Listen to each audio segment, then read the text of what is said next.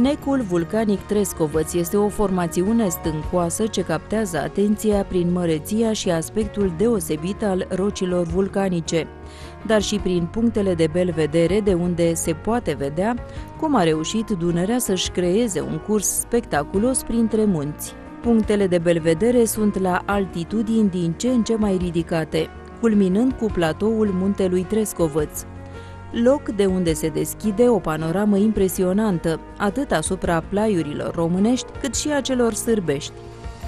Având o altitudine de 755 de metri, este unul dintre cei mai înalți munți ai Parcului Natural Porțile de Fier.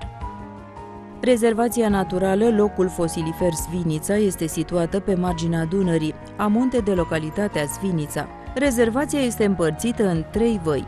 Punctul fosilifer Saraorski impresionează prin fauna fosilă admirabil conservată și prin calcarele feruginoase roșii, puternic fosilifere cu cefalopode.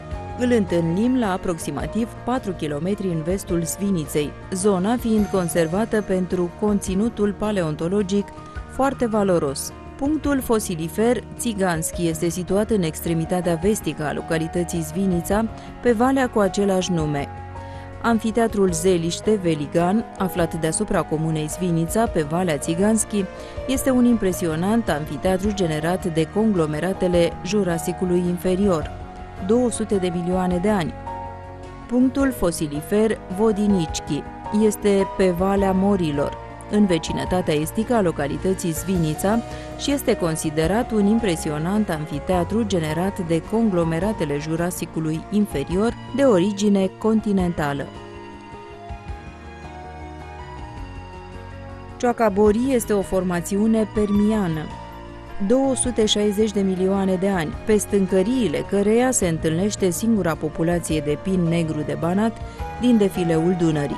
În urmă cu 12.000 până la 14.000 de ani, pinul negru de Banat forma pinete compacte, dar astăzi supraviețuiește în condiții de uscăciune, numai pe Cioaca Borii. Încă din secolul al XV-lea, în localitatea Zvinița, exista această cetate cu ziduri de piatră ce a fost părăsită datorită lipsei de apă. După distrugerea cetății Svinița, cu materialul din ea s-a construit cetatea Tricule, în secolul al XVI-lea.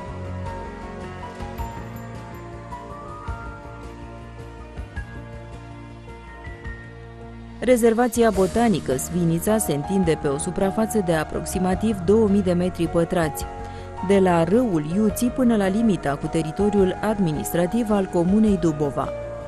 Pe suprafața acesteia se întâlnesc păduri cu o varietate de specii, iar pajiștile cu iarbă te ademenesc prin coloritul viu al orhideelor, garofițelor, al volburei și al smochinilor și te invită să descoperi aceste locuri deosebite.